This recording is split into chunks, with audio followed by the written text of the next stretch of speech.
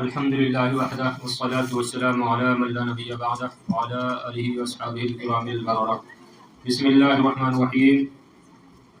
ووضع أسس المعاملة ودستور المعاشرة بين أفراد الأسرة الواحدة، ففرض تعليم الأبناء وتربيتهم على الفضيلة ومكارم الأخلاق، فقال تعالى: يا أيها الذين آمنوا قوا أنفسكم وأهليكم نارا وقودها الناس والحجارة عليها ملائكة غلاظ شداد لا يعصون الله ما أمرهم ويفعلون ما يؤمرون. نحن درسنا في الدرس الماضي عن الأسرة،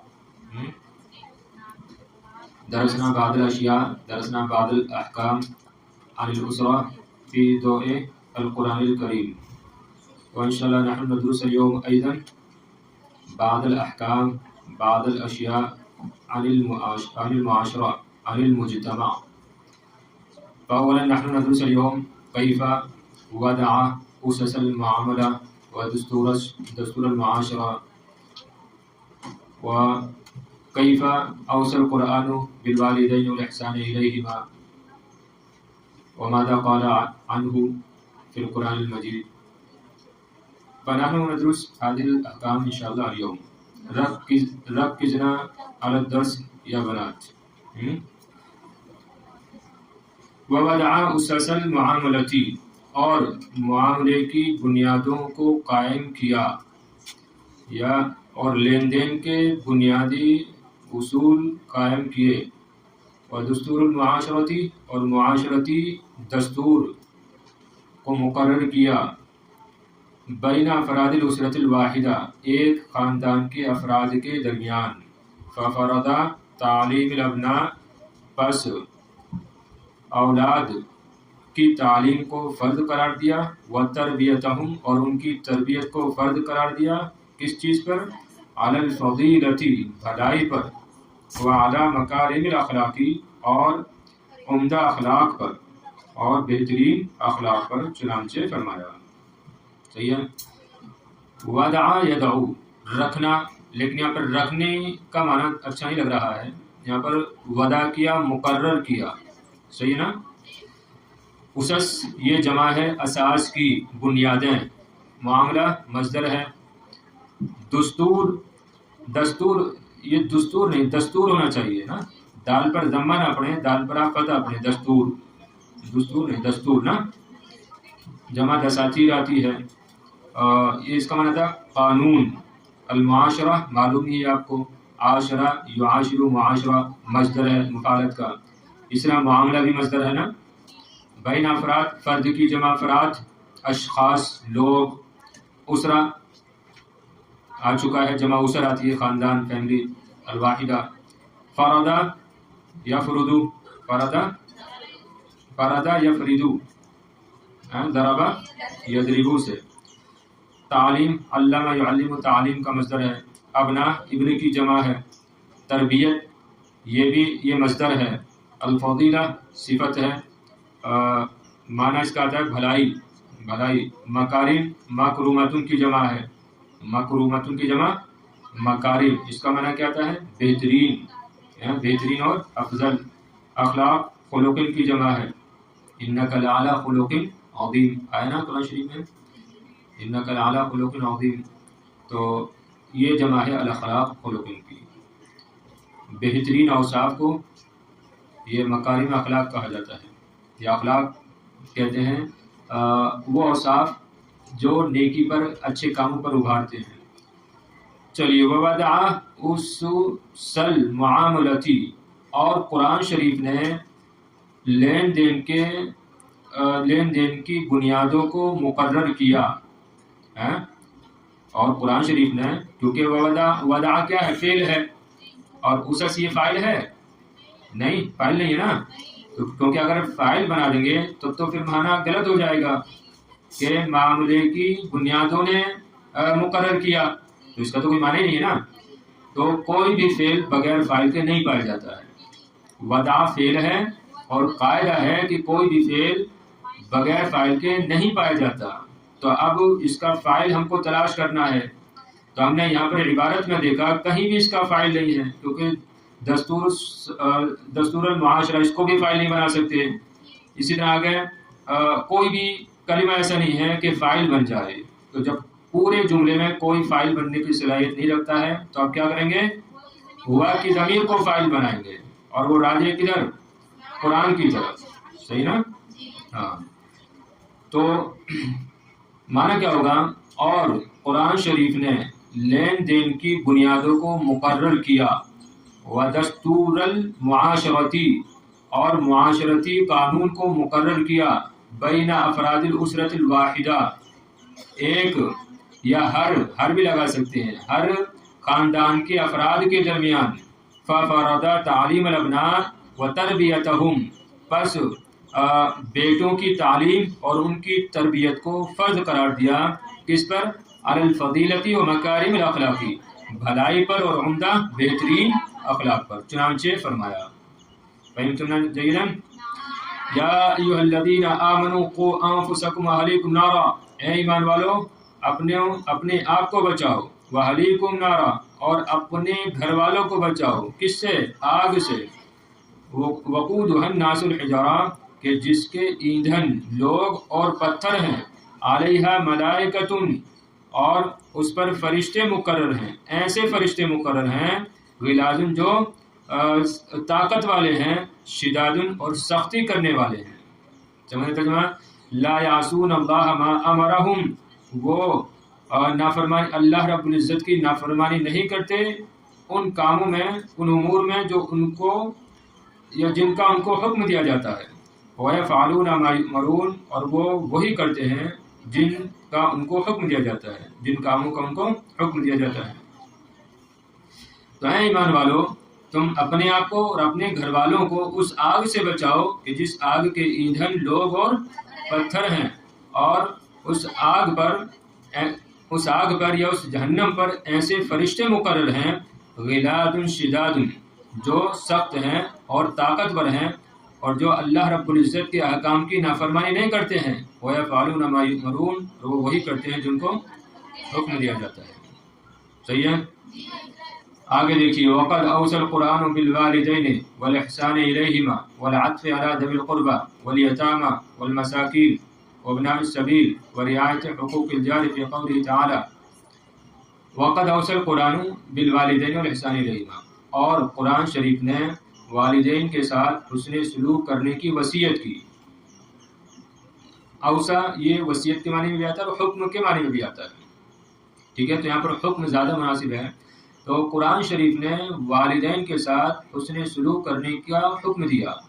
والعطف علی ذوی القربى والیتامى والمساکین وابناء السبیل، اور شفقت کرنے کا حکم دیا رشتہ داروں پر اور یتیموں پر، مسکینوں پر اور مسافروں پر. ورعایت حقوق الجار، اور پڑوسی کے حقوق کی رعایت کرنے کا حکم دیا. فی قوله تعالی، اپنے اس قول میں، اپنے اس ارشاد میں، اپنے اس فرمان میں. وقد اوصا، اوصا یوسی عیسا، باب افعال سے ہے، باب افعال سے وصیت کرنا اور حکم دینا. اب یہاں پر اوصا فعل ہے. صحیح ہے، اب فعل ہے تو فاعل ضرور چاہیے. اب ہم نے آگے دیکھا تو کیا پایا؟ ہاں، کہ یہاں پر القرآن اس کا فاعل موجود ہے. تو اب ہمیں اوصا کے فاعل تلاش کرنے کی ضرورت نہیں ہے، کیونکہ وہ موجود ہے یہاں پر القرآن. تو القرآن بالوالدین، والدین کے ساتھ، والاحسان الیہما، اور ان کی طرف احسان کرنا. تو دیکھو اس کا سیدھا سادہ ترجمہ میں نے لگایا، وہی لگے گا یہاں پر، اس کے علاوہ ترجمہ دوسرا پھر نہیں ہو سکتا یہاں پر. کہ اور قرآن شریف نے والدین کے ساتھ حسن سلوک کرنے کا حکم دیا. صحیح ہے؟ ہاں، لفظی ترجمہ آپ لگائیں گے نہیں لگ پائے گا. کہ اور قرآن شریف نے وصیت کی والدین کی، والاحسان الیہما، اور ان دونوں کی طرف احسان کی. تو وہ سمجھ میں نہیں آ رہا. سیدھا سا ترجمہ، قرآن شریف نے والدین کے ساتھ حسن سلوک کرنے کی وصیت کی، حکم دیا. اچھا، والعطف شفقت کرنا، نرمی کرنا، مصدر ہے. علی ذوی القربى، ذوی یہ مفرد ہے اور اس کی جمع بدون اللفظ کیا آتی ہے؟ اولو، ہے نا، اولو اس کی جمع آتی ہے. اب یہ کون سی حالت میں ہے ذوی القربى؟ ذوی حالت جری میں ہے، اور یہ کون سے اسماء میں سے ہے؟ اسماء ستہ مکبرہ میں سے. کیا اعراب اسماء ستہ مکبرہ کا؟ حالت رفع میں واو، حالت نصبی میں الف، حالت جری میں ہاں. تو یہاں پر کون سی حالت میں ہے؟ حالت جری میں ہے. اور اس کی جمع آتی ہے اولو، بغیر لفظ کے، بدون لفظ، اولو. قربہ یہ کیا ہے؟ یہ جمع ہے. واحد کیا تھا اس کا؟ قریب. اور نہیں، اس کا واحد آئے گا قربتن، قربتن یا قرابتن. ٹھیک ہے، جیسے نیچے بھی آ رہا ہے، 2 سطروں کے نیچے ہے قرابتن، القرابتو. تو قربہ جمع ہے، اس کا معنی وہی رشتے. تو علی ذوی القربہ، رشتے والوں پر، رشتے داروں پر. یعنی والیتامہ یتیم کی جمع ہے، والمساکین مسکین کی جمع ہے، ابناء ابن کی جمع سبیل، راستہ جمع سبل آتی ہے. رعایت یہ بھی مصدر ہے. حقوق حقن کی جمع جار، یہ واحد ہے جمع جیران، جمع جیران. جیسے نار کی جمع نیران، وفارن کی جمع حیران، ویسے جار کی جمع جیران، پڑوسی. چلیے ایک بار وہ دیکھیں ترجمہ، پھر آگے چلتے ہیں. اور قرآن شریف نے والدین کے ساتھ حسن سلوک کرنے کا حکم دیا، اور رشتہ داروں اور یتیموں اور مسکینوں اور مسافروں پر شفقت کرنے کا حکم دیا، اور پڑوسی کے حقوق کی رعایت کرنے کا حکم دیا. فی قول تعالیٰ، اپنے اس قول میں دیکھیے، وَاعْبُدُوا اللَّهَ وَلَا تُشْرِكُوا بِهِ شَيْئًا وَبِالْوَالِدَيْنِ إِحْسَانًا. اور اے لوگوں، اللہ کی عبادت کرو اور اس کے ساتھ کسی بھی چیز کو شریک نہ ٹھہراؤ. وَبِالْوَالِدَيْنِ إِحْسَانًا، اور والدین کے ساتھ احسان کرو. اور کس کے ساتھ احسان کرو؟ اور رشتہ داروں کے ساتھ، یتیموں کے ساتھ اور مسکینوں کے ساتھ. وَالْجَارِ ذِي الْقُرْبَى، اور قریبی پڑوسیوں کے ساتھ. وَالْجَارِ الْجُنُوبِ، اور دور کے پڑوسیوں کے ساتھ. وَالصَّاحِبِ بِالْجَنبِ، اور ساتھ میں رہنے والے ساتھی کے ساتھ. کیا ترجمہ لگائیں گے؟ ساتھ میں رہنے والے ساتھی کے ساتھ. وَابْنِ السَّبِيلِ، اور مسافر کے ساتھ حسن سلوک کرو. وَمَا مَلَكَتْ أَيْمَانُكُمْ، اور اپنی غلام لونڈیوں پر، اور اپنی غلام لونڈیوں پر حسن سلوک کرو. ان اللہ لا يحب من كان مختالا فخورا، یقین اللہ رب العزت اس شخص کو پسند نہیں فرماتا ہے جو متکبر ہو اور فخر کرے، غرور کرے، جو مغرور ہو. یقین اللہ رب العزت متکبر اور مغرور کو پسند نہیں فرماتا ہے. متکبر مغرور کو پسند نہیں فرماتا ہے. چلیے سمجھے بات، چلیں آگے. وَجَعَلَ لِلتَّوْرِيثِ نِظَامًا عَادِلًا رُعِيَ فِيهِ مَدَى قُرْبِ الْقَرَابَةِ وَبُعْدِهَا وَقُوَّتِهَا وَضَعْفِهَا. وَجَعَلَ لِلذَّكَرِ ضَعْفَ الْأُنثَى إِذَا تَسَاوَيَا فِي الْقَرَابَةِ لِمَا يَجِبُ عَلَى الرَّجُلِ مِنَ الْإِنفَاقِ عَلَى نَفْسِهِ وَزَوْجَتِهِ وَأَوْلَادِهِ وَتَرْبِيَتِهِمْ. دیکھیے، وَجَعَلَ لِلتَّوْرِيثِ نِظَامًا عَادِلًا، اور وراثت کا ایک عادلانہ نظام مقرر کیا. اور وراثت کے لیے ایک عادلانہ نظام مقرر فرمایا. کس نے؟ قرآن شریف نے. اسی کی بات چلے نا، الاسرۃ فی القرآن الکریم. تو وراثت کے لیے ایک عادلانہ نظام مقرر فرمایا. کس طریقے سے؟ دیکھیے، اس کی تھوڑی سی وضاحت کر رہے ہیں. رعی فیہ مدى قرب القرابۃ وبعدھا، کہ اس میں یعنی وراثت میں رشتے کی قربت اور اس کی دوری کی حد کی رعایت کی گئی. وقوتها وضعفها، اور اس کی قوت اور اس کی کمزوری کی حد کی رعایت کی گئی. رعیہ دیکھیے، مفردات دیکھیے. توریث، ورث یورث، توریث یہ مصدر ہے. نظام عادلا، دونوں مصدر ہیں، عادلانہ نظام. رعیہ یہ مجہول ہے، را یا را سے رعیہ مجہول، رعایت کی گئی. فیہ میں ہا کا مرجع کیا ہے؟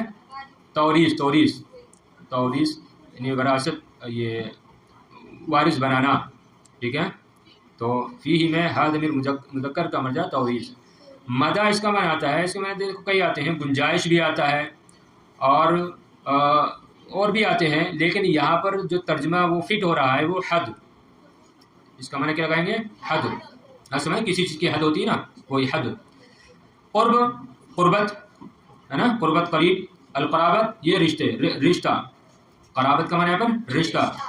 وبعدھا، بعد دوری، یعنی قرب اور بعد یہ ایک دوسرے کے اپوزٹ. یعنی قربت قریب ہونا، اور بعد یعنی دور ہونا.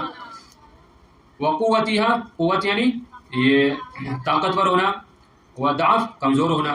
مصدر ہے سب. تو قوت اور ضعف سے مراد، یہاں پر قوت سے مراد ہے یعنی آدمی، اور ضعف سے مراد یہاں پر عورت. تو دیکھیے آپ یہ سمجھ لیں، پہلے مسئلہ سمجھ لیں. وراثت میں جو ہے رشتوں کا اعتبار کیا گیا ہے. رشتے میں جو جتنا زیادہ قریب ہوتا ہے اتنا ہی اس کا زیادہ حق ہوتا ہے. یا اسی طرح مذکر بھی ہے مؤنث بھی ہے، تو جو مذکر ہوتے ہیں ان کا حق زیادہ ہوتا ہے، کیونکہ ان کے جو مذکر ہیں مرد ہیں ان کی ذمہ داریاں زیادہ ہوتی ہیں. جیسا کل بھی آپ نے پڑھا تھا اور یہاں بھی آپ کو بتائیں گے کہ مرد کا حق وراثت میں زیادہ ہے، کیونکہ اس کے ذمے جو ہے بہت ساری ذمہ داریاں ہوتی ہیں. اس پر بہت ساری ذمہ داریاں ہوتی ہیں. مثلا عورت کا نان و نفقہ ہے، اپنے بچوں کا خرچ ہے، اسی طرح ان کی تربیت ہے، پڑھائی لکھائی ہے. تو سارا یہ بوجھ کس پر آتا ہے؟ مرد پر، آدمی پر. تو اس لیے اس کا حق جو ہے زیادہ رکھا گیا ہے. بات سمجھے؟ اب دیکھیے ترجمہ ایک دم سے آپ کو آ جائے گا، کوئی مشکل نہیں ہوگی. وَجَعَلَ لِلتَّوْرِيثِ نِظَامًا عَادِلًا، اور وراثت کے لیے ایک عادلانہ نظام مقرر فرمایا. اس میں رشتے کی قربت اور اس کے دوری کی حد کی رعایت کی گئی. وَقُوَّتِهَا وَضَعْفِهَا، اور رشتے کی قوت اور اس کی کمزوری کی رعایت کی گئی. قوتِهَا اور ضعفِهَا میں جو ہا ضمیر ہے وہ راجع ہے کدھر؟ القرابتو کی جانب. القرابتو مؤنث ہے کہ نہیں ہے؟ اور مراد کیا سے رشتہ.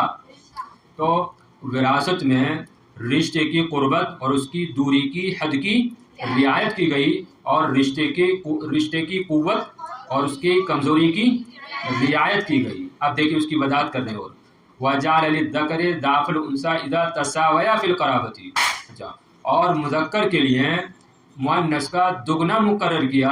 اذا تساویا فی القرابتی، جبکہ وہ دونوں رشتے میں برابر ہوں. جبکہ وہ دونوں رشتے میں برابر ہوں. تو وجعل للذکر، ذکر سے مراد یہاں پر لڑکا مذکر مرد، اور مذکر کے لیے مؤنث کا دگنا مقرر کیا. جعل مقرر کیا اذا تساویا فی القرابتی، جبکہ وہ تساویا مؤنث کا صیغہ ہے، وہ تثنیہ کا صیغہ ہے. تثنیہ کا صیغہ ہے اور ضمیر راجع ہے کدھر؟ یہ مذکر اور مؤنث کی طرف. کون سے باب سے ہوگا تساویا؟ تساوا تفاعل سے. کون سا؟ رعیا، را یا رعا، پتہ ہے افتح سے. چلیے. لما یجب علی الرجل من الانفاق علی نفسه وزوجته واولاده. اب دیکھیے وجہ بتا رہے ہیں کہ مرد کے لیے عورت کا دگنا کیوں مقرر کیا گیا، تو اس کی وجہ بتا دیے. لما یجب علی الرجل من الانفاق علی نفسه وزوجته واولاده وتربیته، اس لیے کہ مرد پر واجب ہوتا ہے خرچ کرنا اپنے اوپر، اپنی بیوی کے اوپر، اپنے بچوں کے اوپر اور ان کی تربیت پر. سارا ٹھیکہ جو ہے وہ مرد ہی پر ہوتا ہے. تب بھی جو ہے وہ سکون نہیں ہے، تب بھی جو ہے ناشکری جو ہے وہ صادر ہوتی ہے بعض خواتین کی طرف سے. تو اس لیے کہ مرد پر واجب ہوتا ہے خرچ کرنا اپنے اوپر، اپنی بیوی کے اوپر، اپنے بچوں کے اوپر، ان کی تربیت پر. وفی توریث الاولاد یقول اللہ تعالی، چنانچہ اولاد کی وراثت کے بارے میں اللہ رب العزت فرماتا ہے یوصیکم اللہ فی اولادکم للذکر مثل حظ الانثیین. اللہ رب العزت تمہاری اولاد کے بارے میں تم کو وصیت کرتا ہے کہ مرد کے لیے دو عورتوں کے حصے کے برابر ہے، مذکر کے لیے دو عورتوں کے حصے کے برابر ہے. فإن کن نساء، پس اگر وہ زائد ہوں، پس اگر عورتیں فوق سنتین، دو سے زائد ہوں. پس اگر فإن کن نساء فوق سنتین، پس اگر عورتیں دو سے زائد ہوں، فلہن ثلثا ما ترک، تو ان کے لیے 2/3 ترکے میں سے 2/3 ہے. تو ان کے لیے ترکے میں سے 2/3 ہے. وإن كانت واحدة فلها النصف، اور اگر وہ تنہا ہے تو اس کے لیے آدھا ہے. تو اللہ رب العزت تم کو تمہاری اولاد کے بارے میں وصیت کرتا ہے کہ مذکر کے لیے 2 عورتوں کے حصے کے برابر ہے. پس اگر عورتیں 2 سے زائد ہوں تو ان کے لیے ترکے میں سے 2/3 ہے، اور اگر 1 ہے تو اس کے لیے نصف ہے. چلیے بس.